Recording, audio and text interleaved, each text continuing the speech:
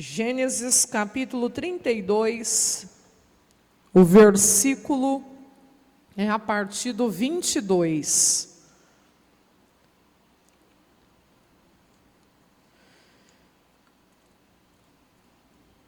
Gênesis 32, versículo 22. Quem achou, diga glória a Deus.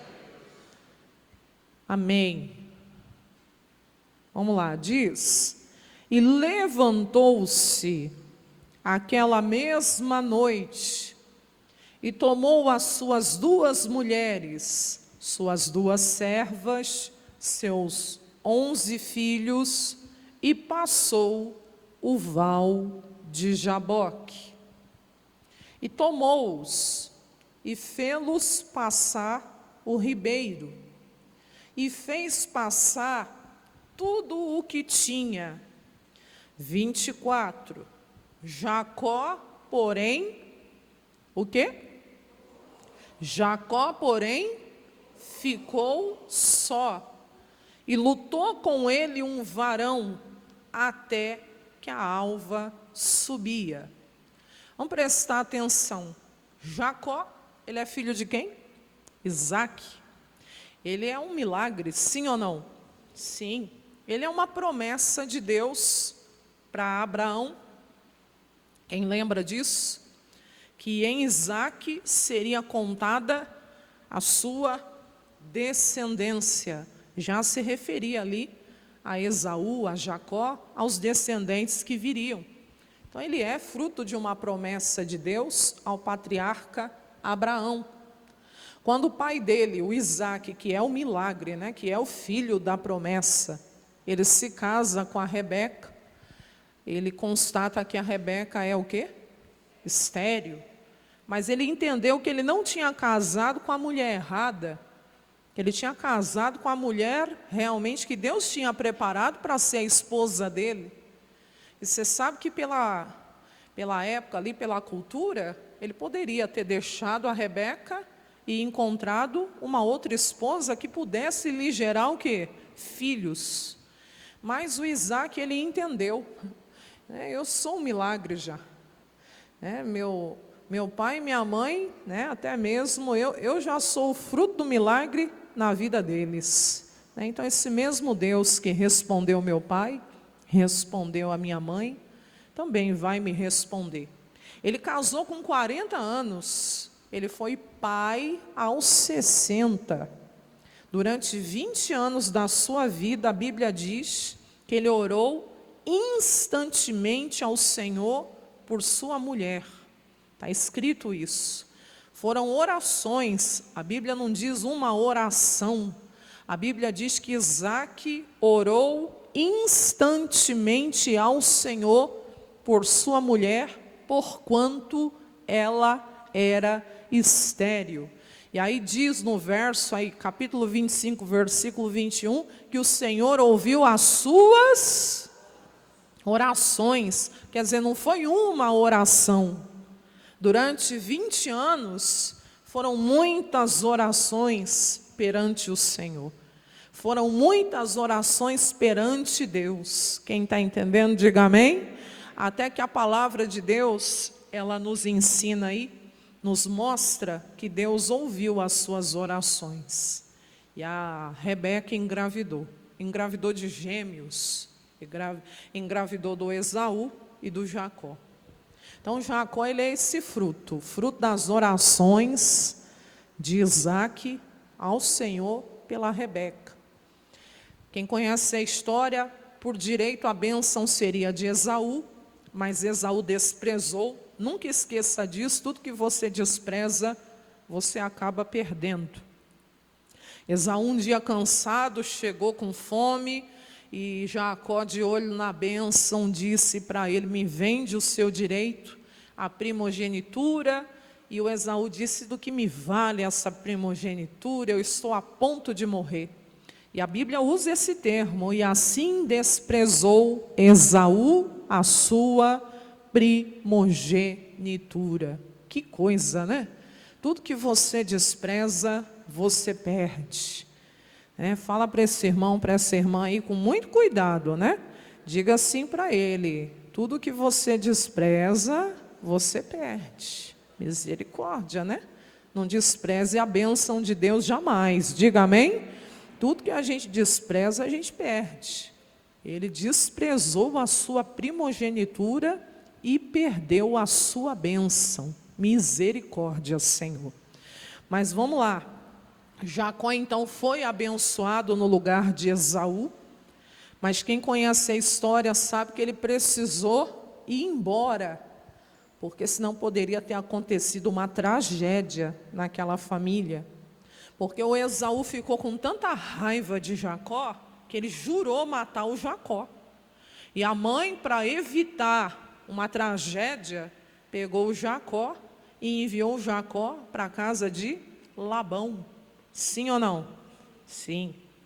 Aonde eu quero chegar? Quando ele está indo, no caminho, tem a famosa passagem, quando ele deita em cima de uma pedra, faz da pedra o seu travesseiro, e ele tem a visão da escada, aonde os anjos de Deus subiam e desciam naquela escada. Sabe que a escada ali era uma simbologia de Cristo. Mas ali ele faz uma oração a Deus, que é o voto de Jacó. E um dos pedidos de Jacó, naquela oração, é que um dia ele pudesse voltar em paz à casa de seu pai. Então ele estava indo, mas ele pede para Deus que um dia ele pudesse o quê? Voltar. Naquele momento ele não podia voltar, porque se ele voltasse o Esaú ia matá-lo. Mas ele clama a Deus para que um dia ele pudesse voltar. E Deus ouve essa oração? Ouve essa oração. O irmão achou aí a parte? Não, né? Deixa aí, pastora, pegar o voto de Jacó aqui. Versículo 20, ele fala assim: se Deus for comigo e me guardar nesta viagem que eu faço, se o Senhor me der pão para comer e veste para vestir. Por quê? Porque quem conhece a história só saiu com a roupa do corpo, né? E aí a Bíblia diz: e eu em paz tornar a casa de meu, e eu em paz tornar a casa de meu pai, o Senhor será o meu. Então ele estava indo, mas ele estava pedindo que um dia ele pudesse voltar em paz à casa de seu pai. As nossas orações, elas não se perdem. Guarda isso. Ele plantou isso naquele dia, que um dia ele pudesse retornar à casa do seu pai, só que em paz. Vamos lá. E esta pedra que tenho posto por coluna será a casa de Deus, e de tudo quanto me deres, ele não tinha nada ainda ali, mas de tudo quanto o Senhor me deres, certamente o quê? Te darei o dízimo. Então vamos lá para o capítulo 32, que foi onde a pastora leu. No capítulo 32, chegou o dia. Que dia, pastora? O dia de voltar. O dia de voltar. O dia de retornar à casa do seu pai. Aqui já tinham se passado muitos anos. Ele já tinha se casado, ele já tinha tido seus filhos, ele já tinha prosperado muito para a glória de Deus, tinha se tornado um homem poderoso. Chegou a hora de voltar, chegou a hora de retornar. Mas quando chegou a hora de retornar, o que acontece? Ele tinha deixado para trás uma situação não resolvida, que era a situação com o seu irmão, o Esaú. Que situação? Ele saiu jurado de morte. Então, quando chega no tempo dele voltar, ele sabe que isso não está resolvido. Ele sabe que isso ainda não tinha sido resolvido. Só que agora Jacó não está o quê? Sozinho. Quando ele sai da casa da mãe, da casa do pai, era só ele. Era só ele. Agora não. Agora ele tem, além das esposas, servas, filhos, ele tem servos e servas, ele tem todos os bens que ele havia adquirido. Era realmente uma caravana. E agora? Não era só a vida dele, era a vida dos familiares, a vida dos funcionários que dependiam dele também. E agora? E ele entendeu que ele não poderia se encontrar com Esaú sem resolver isso primeiro. E por isso que tem aqui essa passagem do Val de Jaboque. Vou ler novamente o versículo 22, diz, e olha que ele tinha mandado, né, os mensageiros na frente, né? Mas vamos lá. Quando ele vai embora, no 32, no verso 1, deixa eu te dar um segredo aqui. E foi também Jacó o seu caminho, né? E encontraram-no quem, igreja? Quem encontrou ele? Quem encontrou ele? Que encontro, hein? Que encontro de retorno. Quando ele pega o caminho para voltar, quem que vem ao encontro dele? Os anjos de Deus. E Jacó disse, quando os viu, este é quem? O exército de quem? E chamou o nome daquele lugar o quê? Manaim. E no 3 fala que ele envia mensageiros diante da sua face a Esaú, seu irmão, a terra de Seir, território de Edom. Ele manda eles na frente. E aí voltamos para o verso 22. O encontro está muito perto de acontecer. Naquela noite ele se levanta, a serva, os filhos, passa o val de Jaboque. E aí ele tomou-os, fê-los passar o ribeiro, e também tudo que ele possuía, toda a prosperidade dele. 24. Jacó, porém, ficou só. Ele precisou se retirar a sós. Na sexta-feira, segunda carta aos Coríntios, capítulo 10, no verso ali 3 e 4, fala que andando na carne, nós não militamos segundo a carne. Foi o que eu preguei nessa sexta-feira agora. E no verso 4, fala que as armas da nossa guerra, da nossa milícia, que é guerra, não são carnais. Nós não temos que lutar contra a carne e sangue. A luta aqui de Jacó não era propriamente contra o seu irmão, não era contra Esaú. A nossa luta não é contra as pessoas. Tem gente que acha que a sua luta é contra o vizinho, é contra aquele parente, é contra o patrão, é contra o fulano que está se levantando contra ele, contra ela. Aí você pode dizer, mas como que minha luta não é com a pessoa, se é a pessoa que me provoca, se é a pessoa que vem para cima de mim, se a minha guerra está sendo com ela, como que a minha luta não é com ela? Não é com ela. Por detrás daquilo ali tem uma ação maligna. E a sua luta é contra o demônio que está por detrás da situação. Existe um demônio atrás de toda a anormalidade. De toda a anormalidade, pastora, toda a anormalidade tem uma ação maligna por detrás. E a nossa luta é contra o diabo e os seus demônios. E qual a arma espiritual que nós temos para vencer? A oração. Mas foi como eu falei na sexta, às vezes só a oração não é suficiente. Que isso, pastora? Às vezes só a oração não é suficiente.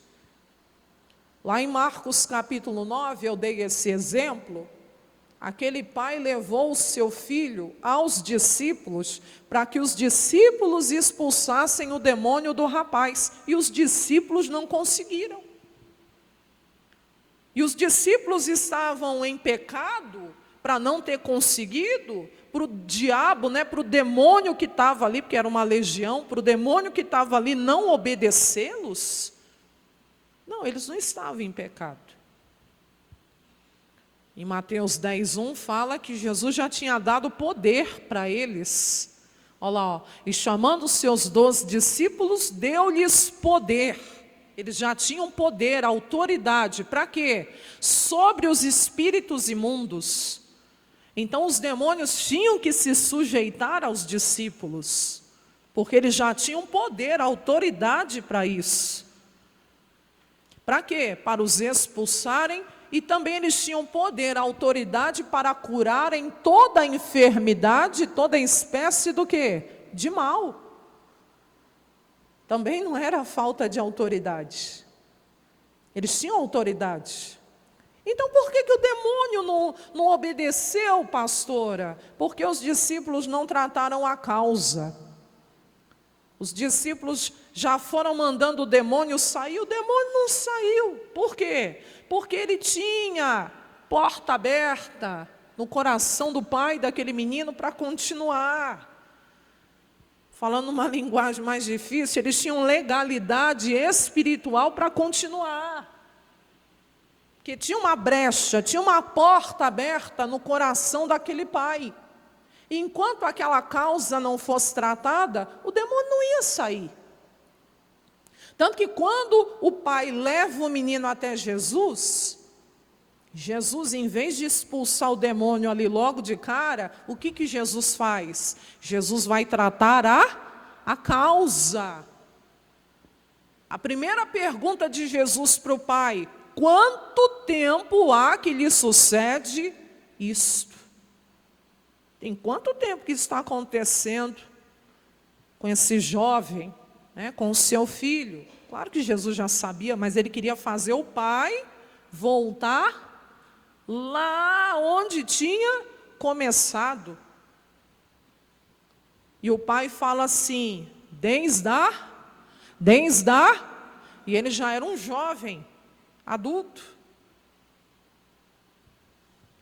Com essa pergunta, Jesus fez ele voltar lá na origem do problema, lá na causa, lá onde a porta foi aberta para o inimigo entrar. Irmãos, irmãs, o diabo não vai entrar na vida de um crente, na vida de um cristão, se não tiver porta aberta, se não tiver brecha. Por isso que lá em Apocalipse 2, no verso 5, a gente já até cantou hoje aqui, lembra onde você, lembra-te pois de onde, vamos lá igreja, lembra-te pois de onde caíste, aonde foi a brecha, aonde foi a porta aberta, aonde foi que você deu legalidade espiritual para o inimigo entrar. Aí Deus fala, arrepende-te. O que é isso? Muda a sua atitude. Confessa o seu pecado, mas abandona ele também. Muda a sua atitude.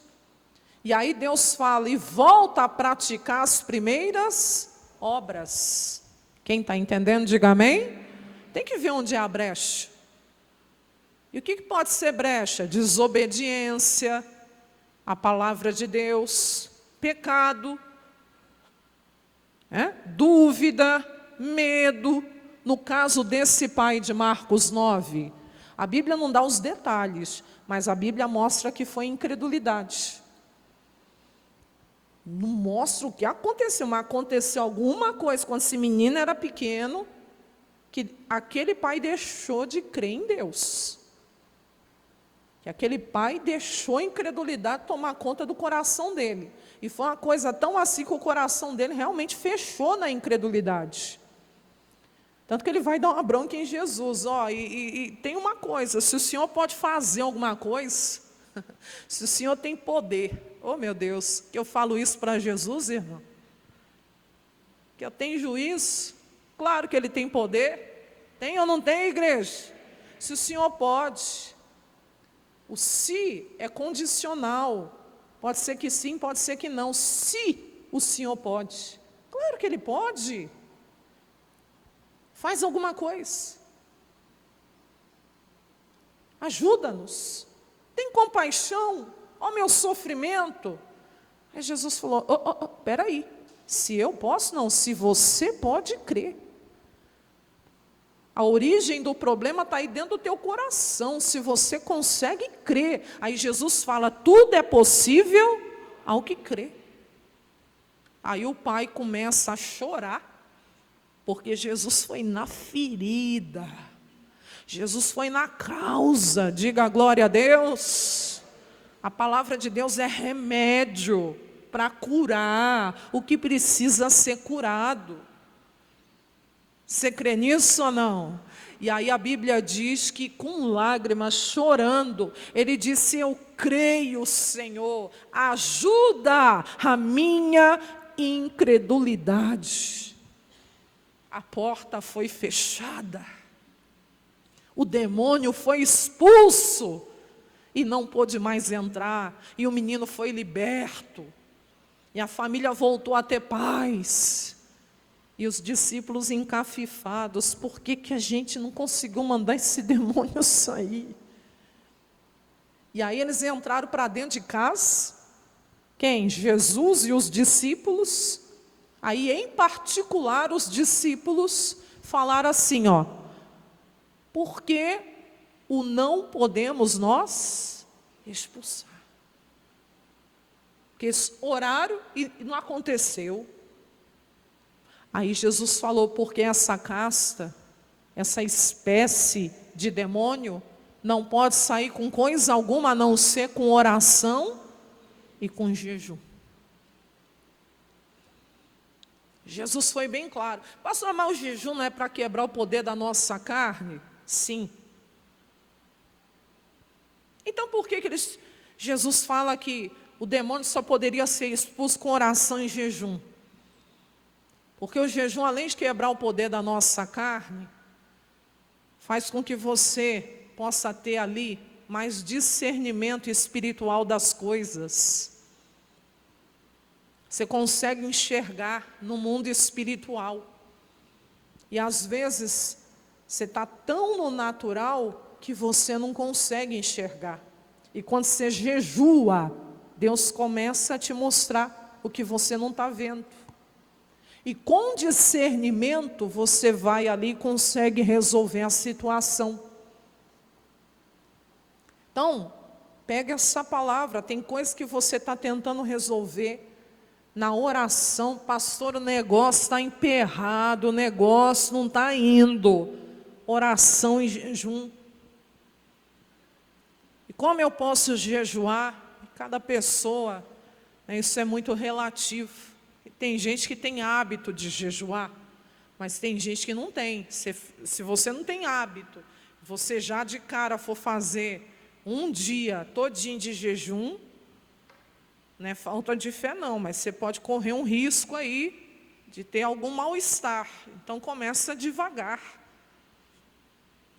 Vai fazendo 1 hora, 2 horas, meio-dia. Quem está entendendo, diga amém. Até você ir se habituando.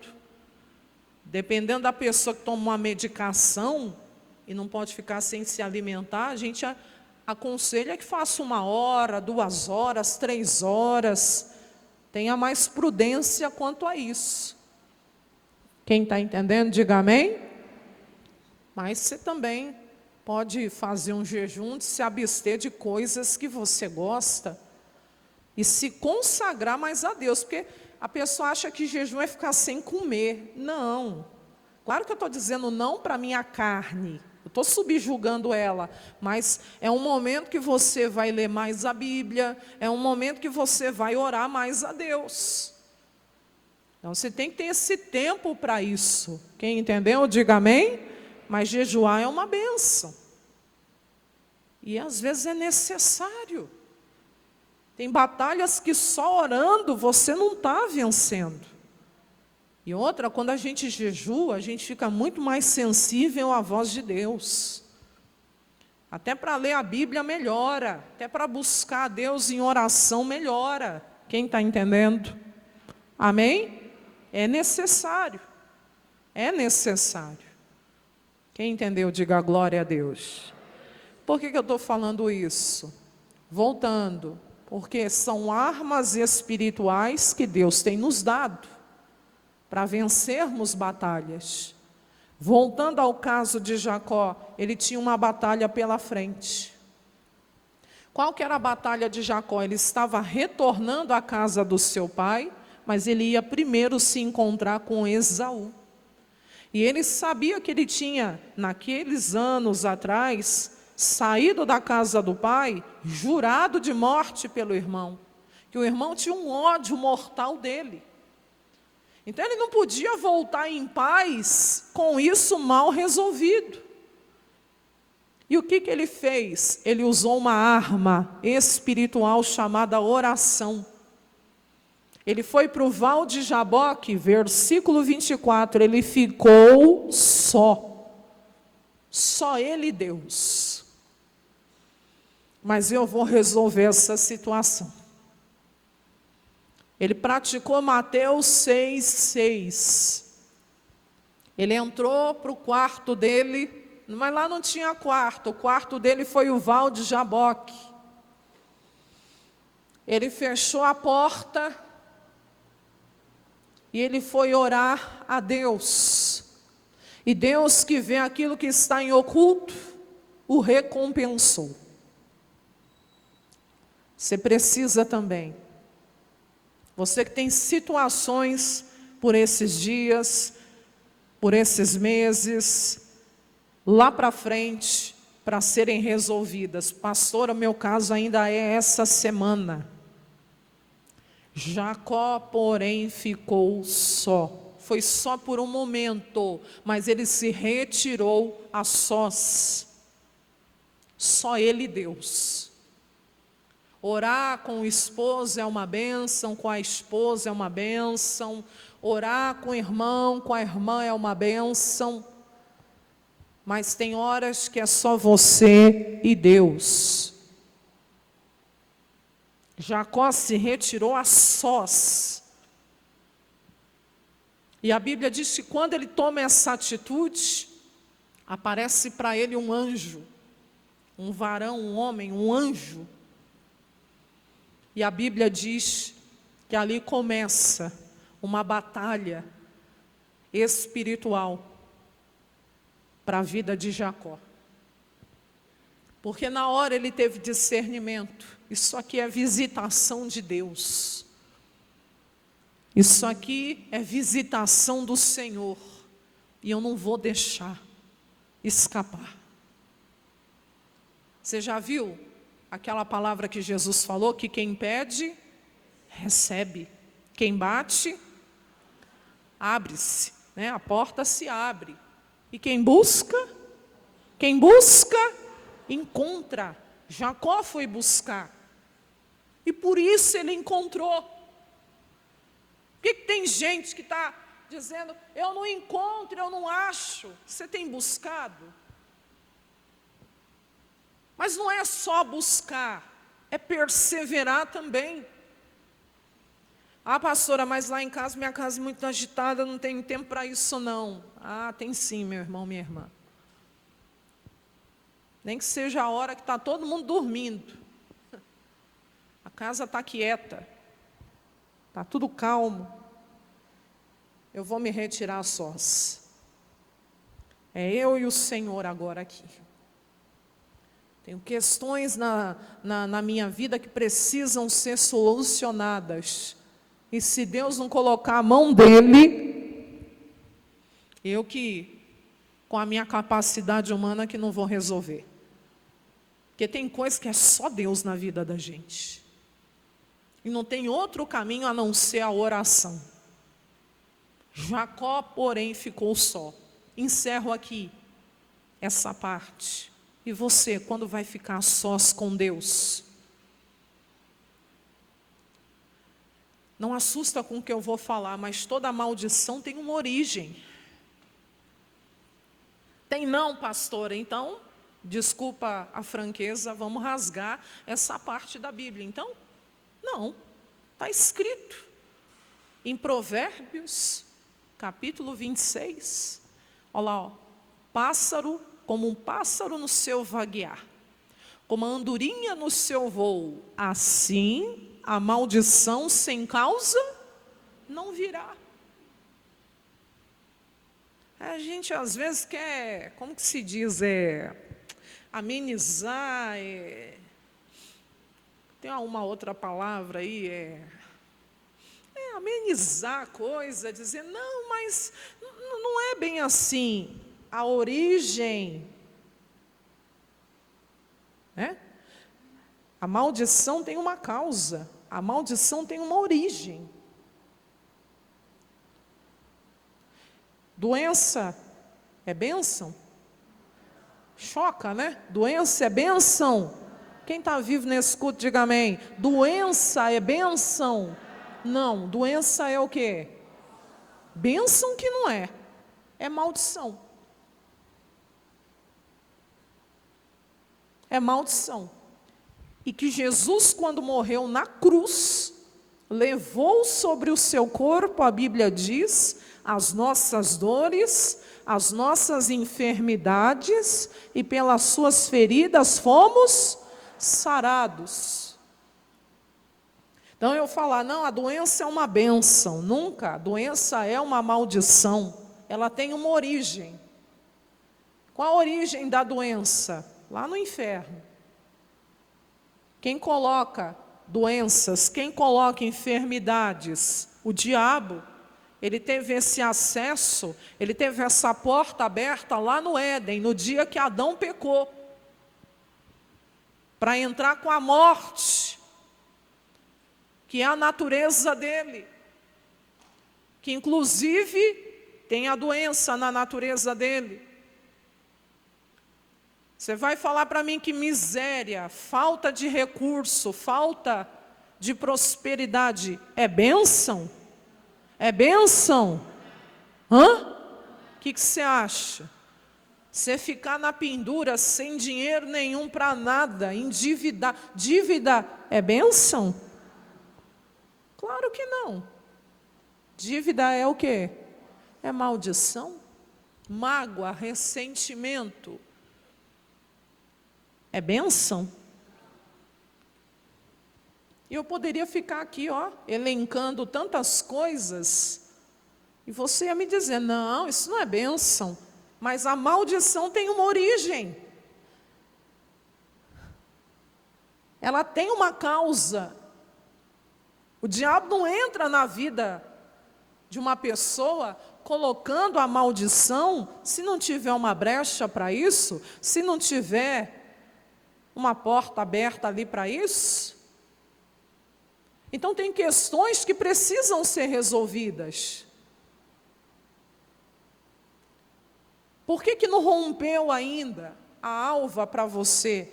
Se a palavra diz que o choro pode durar até uma noite, mas a alegria vem ao amanhecer. Por que essa alegria ainda não chegou com o amanhecer? Por que essa noite não clareia para você? Tem pessoas que estão arrastando problemas durante anos, que não se resolvem. E já tem a palavra, tem a promessa. O Salmo 113 diz que Deus faz a mulher que tem o seu ventre estéril ser alegre, mãe de filhos. Está escrito isso, pastora, tá? E faz ela habitar em família. Esse versículo já é o 9, né? O 8, quer ver? Olha que forte. O 7. Ele pega o falido, o derrotado, o que está na miséria. Olha lá, do pó ele levanta o pequeno. Você está lendo certo comigo, sim ou não? Deus faz o que com o pequeno? Vamos lá, igreja, o que Deus faz com o pequeno? E do monturo ele ergue a pessoa que está em necessidade, uma pendura lascada. Deus levanta, Deus ergue. O que mais? Para o fazer assentar com os príncipes, sim, com os príncipes do seu povo. Vai dar lugar de honra para essa pessoa, vai dar dignidade para essa pessoa. O que mais? Faz com que a mulher estéril, a que não pode gerar filhos, e às vezes o problema não é na mulher, às vezes é no marido. Às vezes é no marido. Tem isso também. E aí diz que a mulher estéril, ou o homem estéril, habite em família e seja alegre, mãe, louvai ao Senhor por isso. Conheço um Deus de milagres, que opera milagres. Quem está entendendo, diga amém. Pastor, eu estou com uma questão que eu arrasto há anos, eu não tenho resposta. Tem gente que está arrastando problemas conjugais há vários anos e não se resolvem. Problemas sentimentais não se resolvem. Problemas financeiros. E não adianta a gente ficar dando desculpa, é a crise, é a economia, é o momento. Todo mundo sabe que está difícil. Qualquer pessoa que entra num supermercado está vendo o preço das coisas. Mas se você ficar olhando para a situação, para as evidências, para a economia, para isso, para aquilo outro, você não vai olhar para a palavra de Deus, que é a solução para o seu problema. Porque a Bíblia Sagrada é repleta de exemplos de pessoas que na época de crise foram prósperas, que na época da fome, da seca na terra, tiveram fartura na sua casa. Veja o caso de Gideão, no capítulo 6 de Juízes. Por que Deus escolhe aquele homem para ser o juiz que ia julgar a causa do seu povo, que estava sendo oprimido pelos midianitas? Porque debaixo da opressão que Israel estava vivendo, todos aqueles anos, a escassez de pão, a escassez de colheita, a escassez de paz, porque o povo estava morando dentro de cova, dentro de caverna, tudo que eles plantavam, a Bíblia diz que os midianitas vinham que nem uns gafanhotos e destruíam tudo. E o que eu acho mais tremendo é que na casa de Gideão tinha pão. Ó o contrassenso. Todo mundo na miséria, na pendura, passando fome, necessidade, se escondendo. E na casa de Gideão tinha pão. Tudo bem que Gideão estava meio revoltado da vida. Cadê esse Deus que os nossos pais nos disseram? Mas na casa dele tinha pão. Porque ele malhava o trigo no lagar, no lugar de pisar uvas, ele conseguia salvar trigo, para que dentro da sua casa não faltasse pão, numa época de fome. Quem entende o que eu estou pregando? O homem vivia o sobrenatural, não faltava pão. E Deus falou, peraí, esse guerreiro, é esse homem corajoso, que está conseguindo salvar trigo, né? Malhando o trigo dentro do lagar, no lugar onde se pisa a uva, no lugar escuro, esse homem está conseguindo salvar trigo e está sustentando a sua família numa época de fome. É ele que eu vou levantar para julgar Israel. E se você olhar tantos outros exemplos, em épocas de fome, em épocas de seca, Deus dando prosperidade.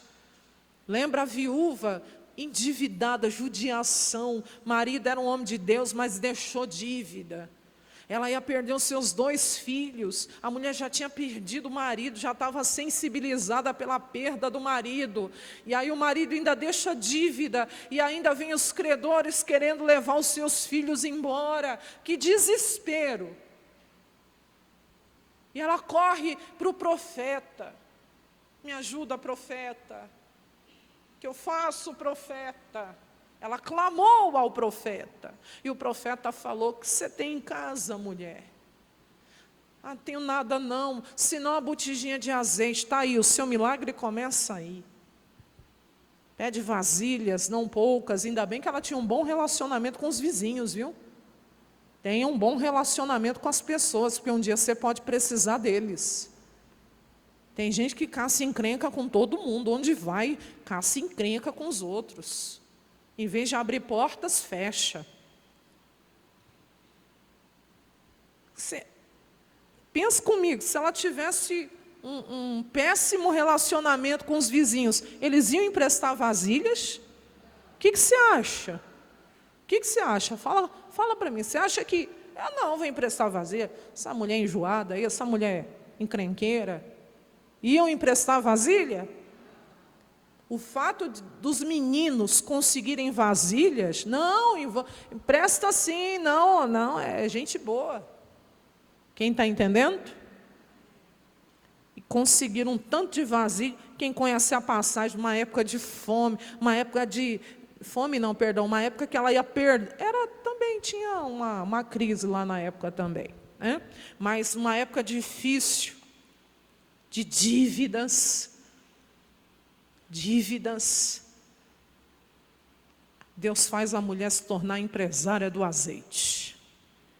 Que ela pagou a dívida, não deveu mais nada para os credores e ainda viveu do resto. Do que sobrou. Sobrou tanto que a mulher não teve falta de nada depois. E numa época difícil. Será que não é esse mesmo Deus que eu e você servimos? Você não serve a esse Deus, não? Você não serve a esse Deus? De Filipenses 4,19, a igreja que mais assistiu o apóstolo Paulo aqui na terra. Pastor, esses irmãos foram uma bênção na vida do apóstolo Paulo. A igreja de Coríntios, só o Senhor é Deus. Paulo teve que trabalhar para se sustentar no ministério. Só você lê a história dele. Pastora, está lá, é só você ler. A igreja de Coríntios... Nessa parte aí foi uma negação no ministério do apóstolo Paulo. Por quê? Porque o homem de Deus teve que trabalhar para conseguir se sustentar, para continuar pregando o evangelho. Já Filipenses não, Filipenses foi uma bênção.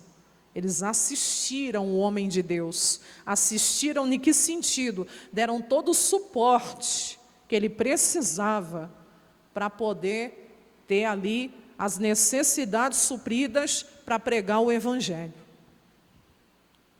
Nós sejamos essa igreja para a obra de Deus. Amém? E aí diz, o meu Deus, segundo as suas riquezas, Ele abençoa os irmãos, vai suprir todas as vossas necessidades em glória por Cristo Jesus. Mas eles plantaram para receber isso. É esse Deus que você serve, que supre as necessidades dos seus servos? Sim ou não? Então não venha me dizer que miséria é bênção, porque não é. Até quando você vai arrastar esses problemas aí e não vai ter solução. Eu tenho um Deus que dá a solução. E se eu buscar, eu vou encontrar. Jacó ficou sozinho, ele foi buscar. Você está disposto a buscar em Deus? Sim ou não? E lutou com ele um varão até que a alva subia. A noite todinha. O anjo querendo ir embora. E Jacó, você não vai enquanto eu não me abençoar. O anjo querendo ir embora e Jacó agarrado no anjo, dizendo: você não vai enquanto você não me abençoar. Eu preciso resolver essa situação. O meu irmão está chegando com a sua caravana, com a sua comitiva. Eu preciso ter essa solução. Eu não posso sair daqui, Jacó. Eu não posso sair desse val de Jaboque o mesmo que entrei. Eu preciso sair daqui transformado. Eu preciso sair daqui com a minha bênção. Pastora, só Deus sabe o que ele orou. Mas pelos resultados que vieram. Fato é que ele não queria sair mais o mesmo dali. E que ele precisava de uma solução com o irmão dele. E a Bíblia diz que, vendo que não prevalecia, o homem estava determinado, agarrou mesmo, segurou mesmo, tocou na juntura da sua coxa. Que dor ele não sentiu? A Bíblia diz que se deslocou a juntura da sua coxa, lutando com ele. Irmão, na hora que o anjo toca na juntura da coxa, era para ele ter largado as mãos e o anjo subido. E ele agarrou mais forte ainda, mas não soltou. Mesmo sentindo dor. Você acha que a caminhada é fácil? Não é não. Às vezes somos feridos. Somos tocados. Vem situações para nos fazer desistir. Vem situações para nos fazer olhar atrás. E é nesses momentos que a gente tem que fazer igual Jacó, agarrar mais firme ainda. Mas eu não vou soltar a minha bênção. Eu não vou soltar o que Deus falou para mim. Quem está entendendo, diga amém.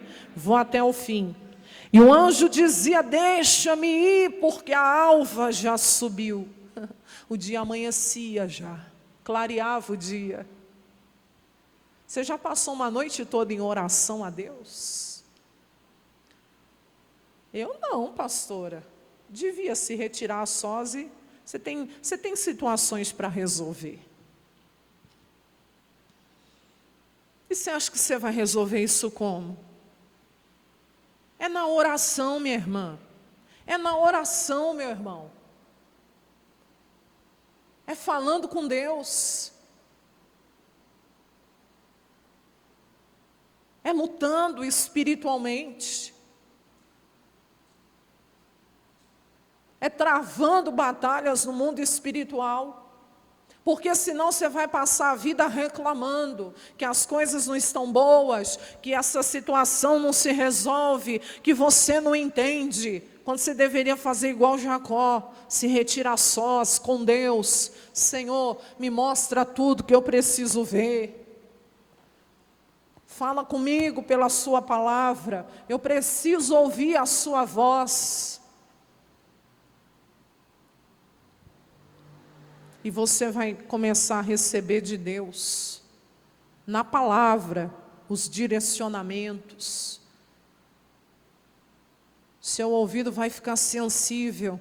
Uma palavra que o missionário prega, opa, é isso. Uma palavra que a pastora prega, opa, é isso.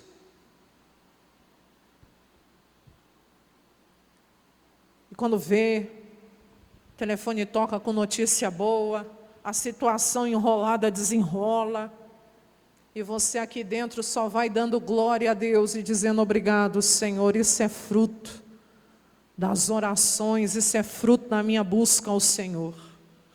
E a glória seja para ti. Quem entende o que eu estou pregando aqui? Mas tem gente que não quer mudar.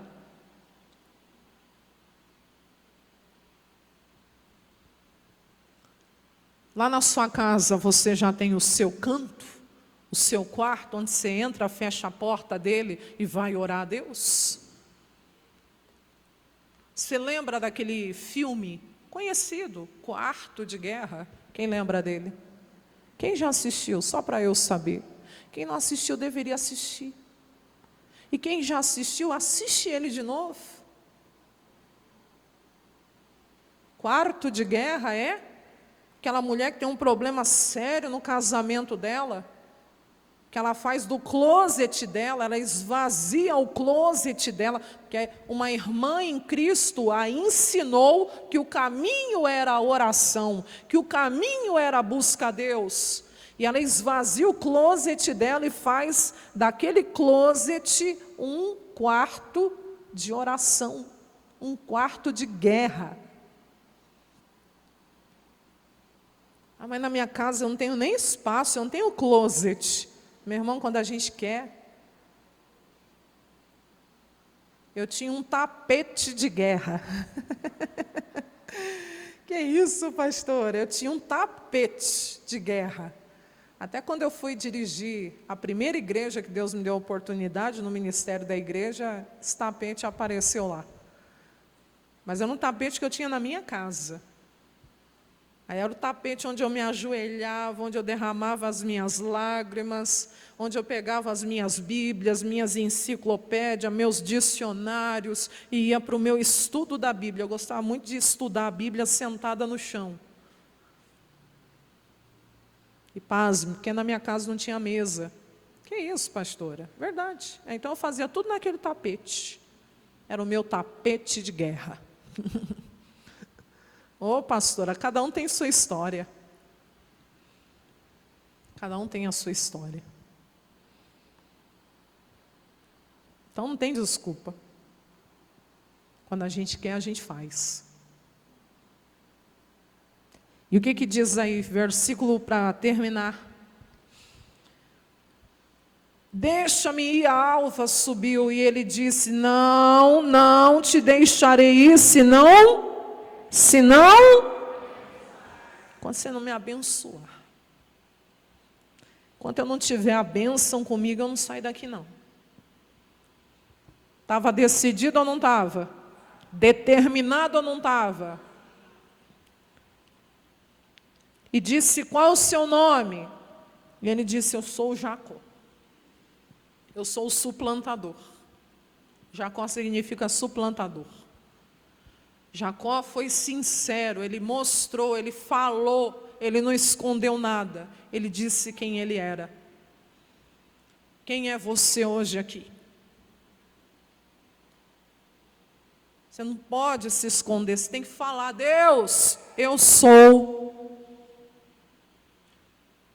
Um exemplo, falar, eu sou a fofoqueira, Deus. Eu falo mal da vida de todo mundo, Deus, mas eu não quero mais ser desse jeito. Deus, eu sou uma compulsiva, um compulsivo, um gastão, uma gastona. Deus, eu sou um glutão, uma glutona. Meu negócio é comer, é comida. Parece que o mundo vai acabar. Porque hoje as pessoas têm fome emocional. Aí a comida domina. Aí tem que comer, se entope de açúcar, se entope de tudo que não devia. Depois vem a conta nos exames de sangue, na saúde física. Não, mas eu não posso viver sem o açúcar. Você não pode viver sem Jesus. Que história é essa que você não pode viver sem o açúcar? O missionário sempre falava do café sem açúcar. Eu era uma das que pensava uns anos, umas décadas atrás aí. Uma década atrás aí. Eu nunca vou conseguir tomar meu cafezinho sem açúcar. Nunca, Deus me livre, é o açúcar que dá o sabor. Nosso paladar é viciado. Aí foi quando eu aprendi com ele. Você consegue sim, você não consegue viver sem Jesus. Quem está entendendo, diga amém. Ai, pastor, a única alegria que eu tenho é comer, a senhora ainda vem falar mal da comida? Não estou falando mal da comida. Estou falando sobre se alimentar bem. E se alimentar como realmente Deus quer que a gente se alimente, não para descontar na comida as minhas frustrações, as minhas ansiedades. Quem está entendendo, diga amém. Porque tem gente que está descontando na comida, descontando na comida as suas frustrações, as suas ansiedades. Até quando? Deus, eu sou Jacó. Ele falou, eu sou o suplantador. Eu não vou esconder do Senhor quem eu sou. E aí, o anjo disse no 28, não se chamará mais o teu nome Jacó, mas Israel, porque como príncipe lutaste com Deus e com os homens e prevaleceste. Diga aleluias. Teve o seu nome mudado. Israel será o teu nome. Campeão com Deus. Israel significa aquele que luta com Deus e prevalece. Campeão com Deus. É assim que você vai se chamar. O nome de Jacó dá nome ao povo de Deus depois. O povo de Deus no Antigo Testamento é conhecido como o povo de Israel. Meu Deus, olha o que Deus não é poderoso para fazer na vida do que crê. Ele não saiu mesmo daquele lugar. E vamos lá para poder orar. E o Jacó fala, ei, me dá, peço-te a saber o teu nome, me fala o teu nome. E aí o anjo diz, por que você me pergunta pelo meu nome? Era Deus, era o próprio Deus que estava ali, e o abençoou. Lembra que no versículo 26 ele falou, não te deixo ir, senão ele conseguiu o que ele queria, mas se retirou a sós para buscar isso. Ele não saiu de mãos vazias aquela noite. Ele saiu com o seu nome mudado. Você nunca mais vai ser conhecido como Jacó. Você vai ser lembrado como Israel. Israel. O Israel de Deus. E mais ainda, a Bíblia diz que ele foi abençoado ali. Quem tem a bênção tem tudo, diga amém?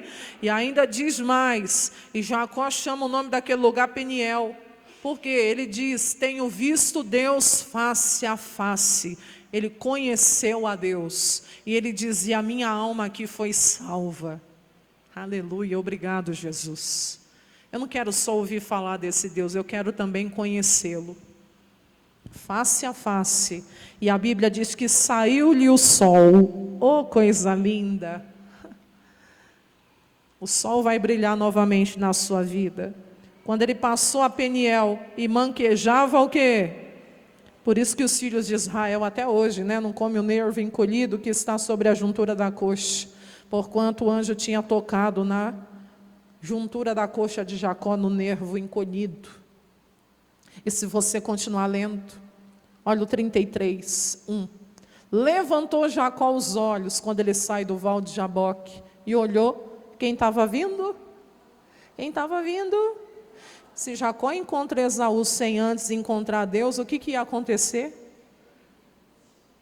Só para encerrar a mensagem, se Jacó vai encontrar Esaú antes de encontrar Deus no val de Jaboque, o que ia acontecer? Uma tragédia. Uma tragédia. Não era só Jacó.